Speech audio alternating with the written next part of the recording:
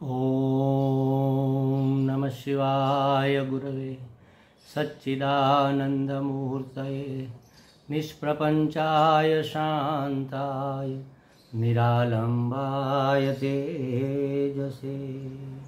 हरिओम प्रभु जी। आज के इस अध्यात्म परिषद में आप सबका स्वागत है। आज का प्रश्न दिल्ली नोएडा से शोभा पुरवार जी का है।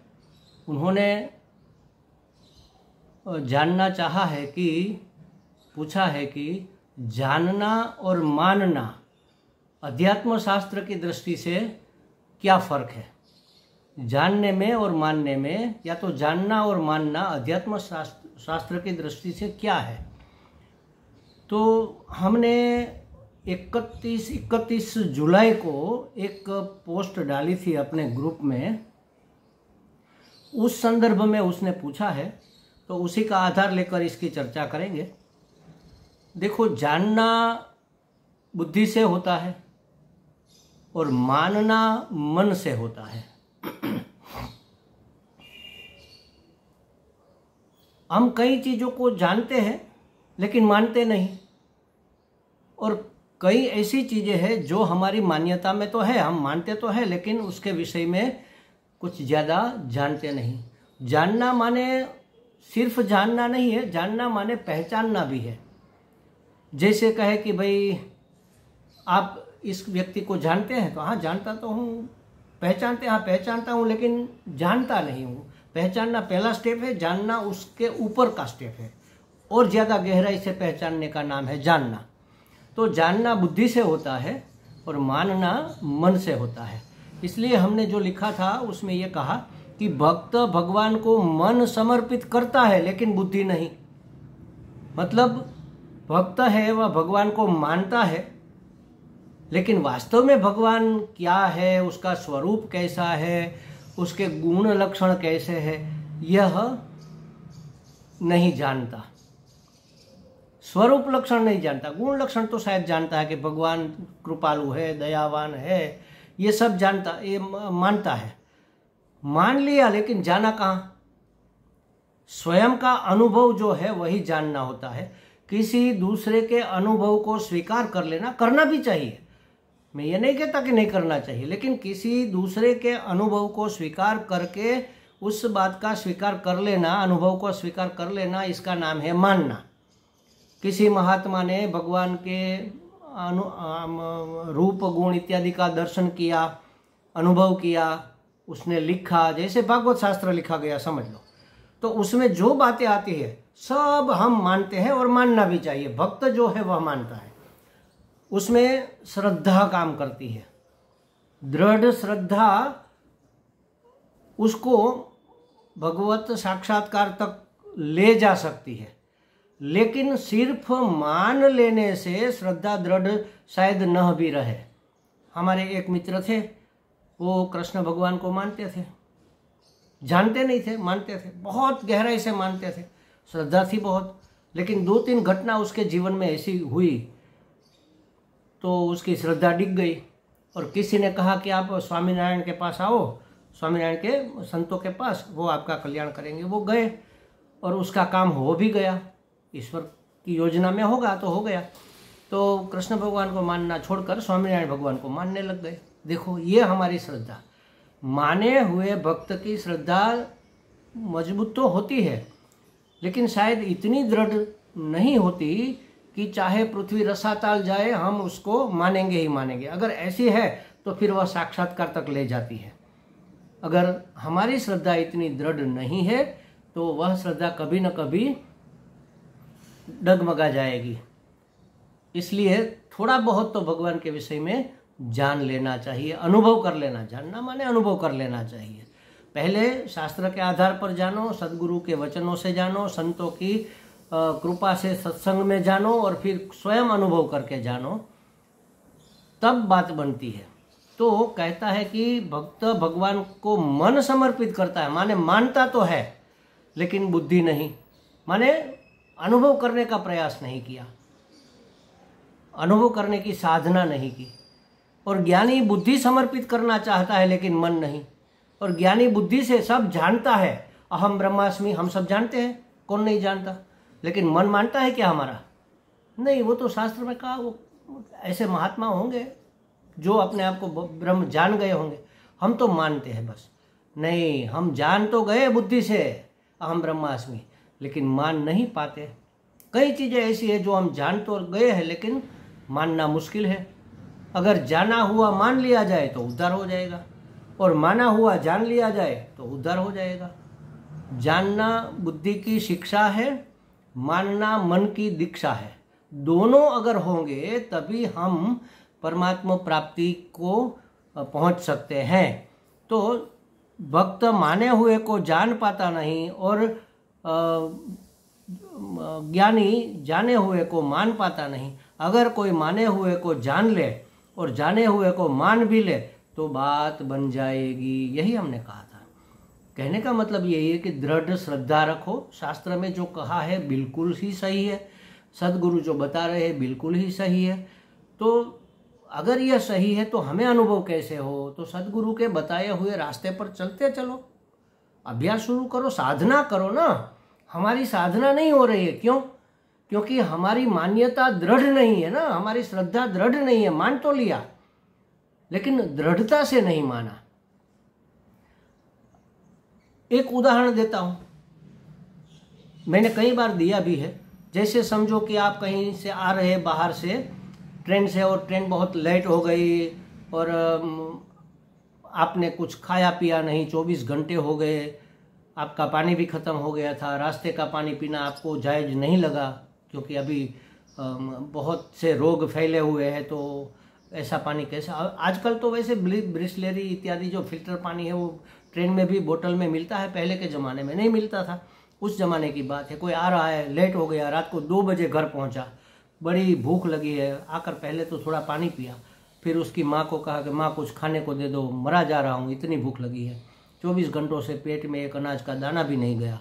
माँ ने कहा हाँ बच्चा ठीक है, तुम्हें लड्डू बहुत प्रिय है और कल गणेश चतुर्थी थी, हमने लड्डू बनवाए थे, 2-3 बच गए हैं। तो उसने कहा हाँ जल्दी जल्दी लाओ, मुझे बहुत प्रिय भी है, बहुत भूख भी लगी है। और माँ ने बनाए भी बहुत बढ़िया थे, खसखस वसखस सब डालकर, काजू किशमिश सब डालकर बहुत बढ़िया बनाए थे, गुड़ के घी के लड्डू। लाके माँ ने परोस दिए। बेटे ने एक कोर उठाया, मुंह में डालने जा रहा था, तभी उसकी छोटी बहन आंखें मसलती हुई नींद से जागकर भागती हुई आई। अरे भैया भैया भैया लड्डू मत खाना। क्यों भाई? उसमें जहर पड़ गया है। लड्डू जहाँ रखे थे वहीं पर ऊपर एक चूहे मारने की दवाई रखी थी। मैं जब लेने गई तो वो दवाई मेरे हाथ से बोतल गिर गई और वो लड्डू में मिक्स हो गई। तो फिर क्या करेगा वो भाई? अब जान लिया कि इसमें लड्डू है तो मानेगा कि नहीं मानेगा? क्या वो ऐसा सोचेगा कि चलो एक कोर उठा लिया है तो खा लेते हैं, एक कोर से क्या है? नहीं, खाएगा नहीं, वो तो छोड़ भी नहीं देगा, फेंक देगा और हाथ 2-3 बार साबुन से धो लेगा। क्यों? क्योंकि वह जानता है कि जहर खाने से मर जाएंगे। भूख से शायद 1 घंटा अभी और जिंदा रह सकते हैं, मर नहीं जाएंगे, लेकिन लड्डू खाएंगे तो अवश्य में वह मर जाएंगे। वह जानता है और मानता भी है। तो जानी हुई बात को अगर हम मान ले, हमने जाना कि भगवान की ऐसे भक्ति करनी चाहिए, ज्ञान का ऐसे अर्जन करना चाहिए, सदगुरु का ऐसे सम्मान करना चाहिए, और गुरु वाक्य और शास्त्र वाक्य में पूरी श्रद्धा करनी चाहिए, और दैवी संपत्ति अर्जित करनी चाहिए, साधन चतुष्टय संपन्न होना चाहिए। कब हमने अपनी इंद्रियों को वश में रखने का प्रयत्न किया? शम दम आदि जो साधन चतुष्टय, विवेक कब किया? पहले तो विवेक ही नहीं हुआ ना। ये संसार परीक्षा लोकान कर्मचितान, सभी लोगों की परीक्षा करके कर्म के द्वारा हमें जो जो चीजें प्राप्त हुई है वह का क्या नित्य है? नहीं है। तो फिर आगे किसी को मिली है? नहीं मिला, और अब किसी को मिलने की संभावना है।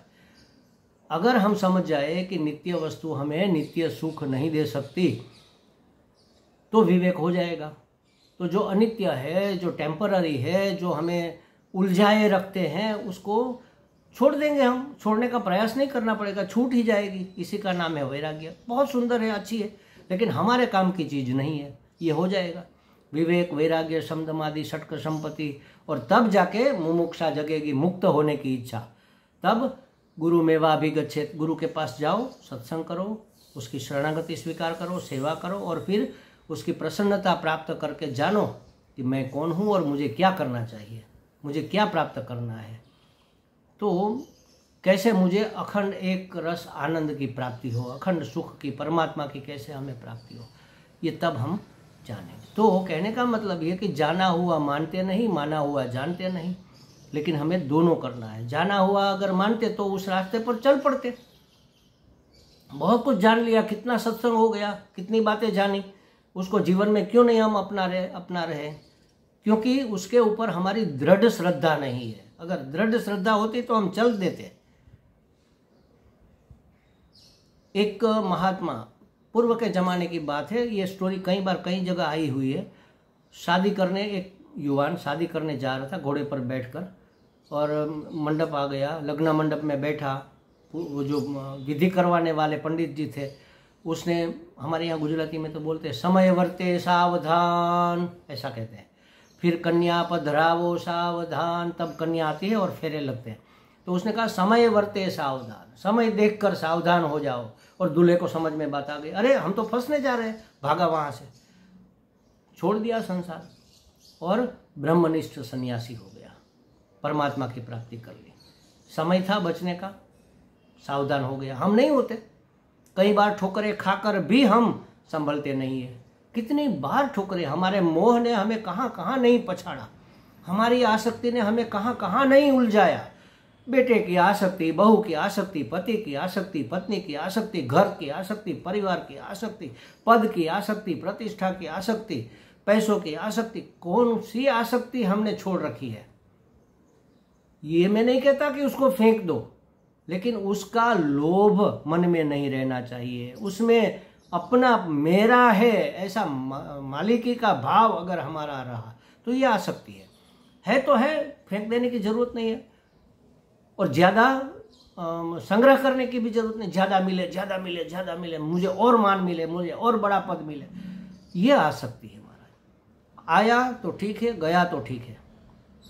मेरी माँ, जब मैं छोटा था तब मुझे ये सीखा, बहुत हमारे बुजुर्गों के ऐसे ऐसे वाक्य, ब्रह्म वाक्य होते हैं महाराज, बोलचाल में निकल जाते हैं, लेकिन हम उस समय समझते नहीं है।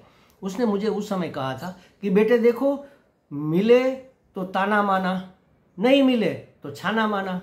ताना माना माने खुश नाचो, जो मिल गया खुश हो जाओ, बहुत खुश हो जाओ, बहुत अरे वाह बढ़िया हमें मिल गया। नहीं मिला छाना माना माने चुपचाप रहो, कोई बात नहीं, नहीं मिला तो नहीं मिला, उसमें दुखी होने की क्या बात है। तो ऐसा हमारे जीवन में आ जाए तो इसको कहेंगे अनासक्ति। मिला तो ठीक है, नहीं मिला तो भी ठीक है। बेठीक तो कैसे कुछ हो ही सकता है, जब परमात्मा ने किया है तो बेठीक कैसे हो सकता है, ये स्वीकार कर लेना ही अनासक्ति है। तो कितनी जगह हमने ये आसक्ति बांध रखी है, और कैसा हमें यह नाच नचा रही, यही माया है, कैसा नाच नचा रही है। फिर भी देखो हमने क्या छोड़ा। हम जानते हैं यही हमारे दुख का कारण है, लेकिन छोड़ नहीं पा रहे, छोड़ते नहीं है। तो जानी हुई बात को मानते नहीं है। कई बात हमने मान रखी है, उसको जानने का प्रयत्न नहीं करते कि भगवान बड़ा कृपालु है, भगवान बड़ा दयालु है। तो जब उसकी दया होती है तब तो हम कुछ प्राप्त करते हैं, तब कहते हैं भगवान की बड़ी दया, हमें ये मिल गया। लेकिन जो मिला है उसका आनंद है, मिला है उसमें रसे पसे है, हम बसे फंसे हैं। भगवान को तो भूल गए, सिर्फ बोलने के लिए बोल दिया कि भगवान की कृपा। अहोभाव होना चाहिए भगवान के प्रति। अरे भगवान ने हमारे ऊपर कैसी कृपा की, कैसी कृपा की। वाक गदगदा, वाणी गदगद हो जानी चाहिए, आंख में अश्रु भर आने चाहिए। अरे भगवान की अनंत करुणा, हम इसके लायक नहीं थे, ये भी हमें दे दिया, क्या क्या कृपा नहीं की। कब मानते हैं ऐसा? और मानते हैं तो भगवान को जानने का कब प्रयत्न किया कि अरे हाँ ये करुणा उसी की है। वो तो कहेंगे कि नहीं हमने इतना मेहनत किया तो प्राप्त कर लिया, कहाँ कृपा किसकी बात, वो तो याद ही नहीं आता उस समय। जाने हुए को अगर मान लिया जाए और माने हुए को अगर जान लिया जाए तो बात बन जाती है। जो सिर्फ भक्त की दृष्टि से शुरुआत के भक्त की बात है, वह मानता तो है भगवान को लेकिन जानने का प्रयत्न नहीं करता। ज्ञानी माने बौद्धिक ज्ञानी, यहाँ पर जो हमने लिखा है वो ज्ञानी बौद्धिक, बुद्धि से जान लिया, ज्ञान तो हो गया, लेकिन वह मानता नहीं। मन कहाँ मानता है उसका, श्रद्धा कहाँ उसकी दृढ़ हुई है। अरे भाई श्रद्धस्व भारत, भगवान को भी कहना पड़ा था अर्जुन को, बेटे श्रद्धा करो। सब बातें प्रत्यक्ष नहीं बताई जा सकती, श्रद्धा से ही वहां पहुंचा जा सकता है। अगर हमने प्राप्त कर ही लिया तो फिर श्रद्धा की क्या बात रही। जब तक प्राप्त नहीं है तब तक श्रद्धा करो। श्रद्धा जब हो जाए, प्राप्त जब हो जाए, तब श्रद्धा की जरूरत नहीं, तब अपने आप मान लिया जाएगा। अपना स्वयं का अनुभव है, अपरोक्ष स्वानुभूति है कि परमात्मा मैं हूँ, या अहम ब्रह्मास्मि वासुदेव सर्वमिति। ये सब बातें ज्ञानी और भक्त जानते और मानते हैं, लेकिन दोनों बातें एक में अगर हो जाए, एक ही व्यक्ति जान भी ले और मान भी ले, जो जानता है वह मान ले और जो मानता है वह जान ले, तो बात बन जाएगी। बस इतना ही मात्र हमें करना है, इसी का नाम साधना है। हमें लगता है शोभा जी को कुछ स्पष्टता हो गई होगी। हरि ही हो।